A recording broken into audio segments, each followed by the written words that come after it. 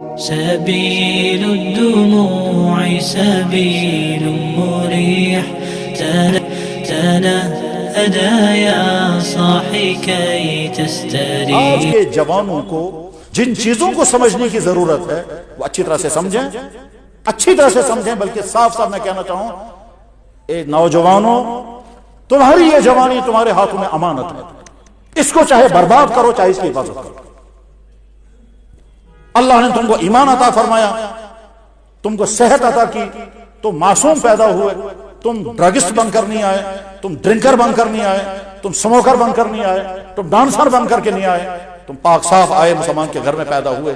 اب اس دنیا میں رہ کر کے تم یا تو زناکار، بدکار، فیشنی، آوارہ، فضول خرچی، ڈانس، میوزک اور یہ تمام چیزوں سے تمہاری زندگی برباد.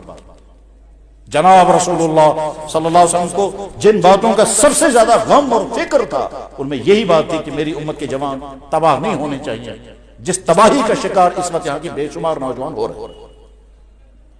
مزید مشکل یہ ہے کہ والدین بھی کہہ نہیں پاتے، سکولوں کے ہمارے ٹیچرز بھی کہہ نہیں پاتے، اور سوسائٹی میں اور کون کہے گا.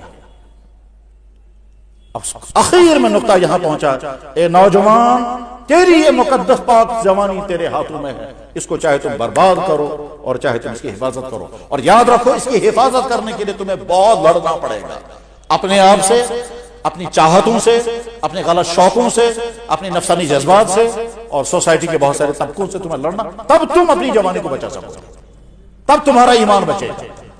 ایسا ہو سکتا ہے کہ تم ایسی جگہ رہو جہاں تمہارا ایمان چھن جائے، تم کو پتہ بھی نہیں چلی. مثلا لڑکی سے ہو جائے اچھا مس بار بار کیا پتا خدا اچھا تھی کہ نہیں امس آو ذہنس من شک مکلیو ایمان یہ تش جائے یا جائے مس ون ایمان کیا سا تمام گستاؤ اس نبی سو پران زمان آج کیا چلتا سنا جب بار بار یہ سن رہا ہے تو اس کے دل میں شک پیدا ہو گیا، ایمان ختم ہو گیا اس کا.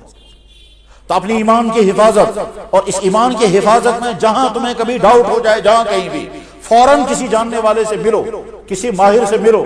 جیسے تم اپنے جسمانی انفیکشن کا علاج کرنے کے لیے ڈاکٹروں کو کانٹیکٹ کرتے ہو، اسی طرح سے اپنے دینی انفیکشن کا علاج کرنے کے لیے کسی عالم سے ملو جو واقعتاً ماہر ہو، تم کو نکال سکے اس ڈاؤٹ سے.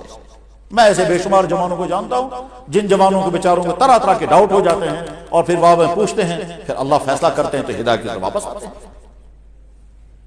تو جوانی کی زندگی میں جو خرابیاں ان خرابیوں سے اپنے آپ کو بچاؤ. اس میں ڈرگز یہ زہر ہے انسانوں کے لیے. 1400 سال پہلے اللہ کے نبی علیہ السلام نے جب شراب کو حرام کیا تھا اس وقت یہ سارے ڈرگز نہیں تھے، صرف شراب تھی. لیکن سلام محمد رسول اللہ کو آپ نے وہ لفظ استعمال فرمایا جو قیامت تک آنے والی تمام منشیات کو شامل ہے. اس وقت اگر حرام کرتے کہ کیا شراب حرام ہے، اس کے علاوہ اور کوئی نشے کی چیز، الکوہل صرف شراب تھا بس، اور وہ بھی 3-4 چیزوں کا بنتا تھا، کھجور کا، انگور کا، بس یہ 3-4 چیزوں کا. لیکن اللہ کے نبی نے اس وقت ایک لفظ استعمال فرمایا، آئندہ جو بھی نشے والی چیز ہوگی وہ سب حرام. تو اب جتنی نشے والی چیزیں وہ سب اسلام نے حرام کر دی ہیں.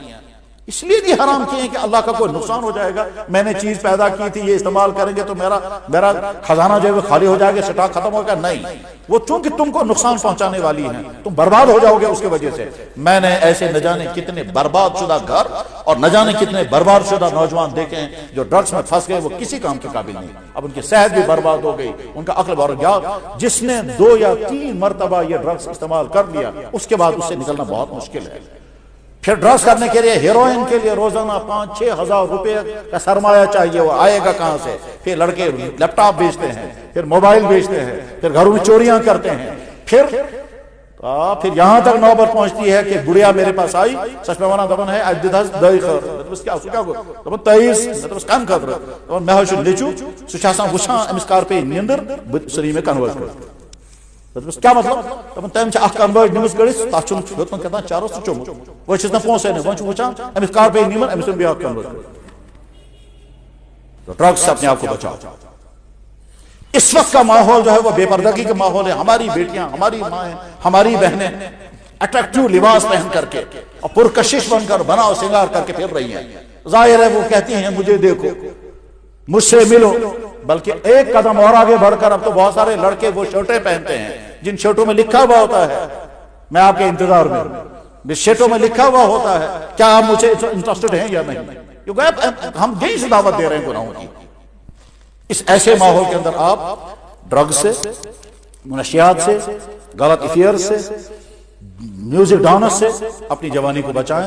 اور یہ تب تک آپ کو اپنے آپ کو ہولڈ پر رکھنا ہوگا جب آپ کا نکاح کا وقت آئے گا. اس وقت پتہ چلے گا آپ پاک دامن ہیں یا بیڈ کر رہے. اگر آپ پاک دامن ہیں تو آپ کو بہت بڑا میڈل جناب محمد رسول اللہ کی طرف سے، ہماری طرف سے نہیں، آپ کے گھر والوں اور آپ کے سکول کالج کی طرف سے نہیں، محمد رسول اللہ کی طرف سے آپ کو میڈل ہے. اور وہ کیا؟ حضور نے فرمایا قیامت کے دن جب کہیں سایہ نہیں ہوگا، 7 آدمی عرش کے سائے کے نیچے ہوں گے. دوسرے نمبر پر وہ جوان جس جوان نے اپنی جوانی تمام برے کاموں سے بچا لیا.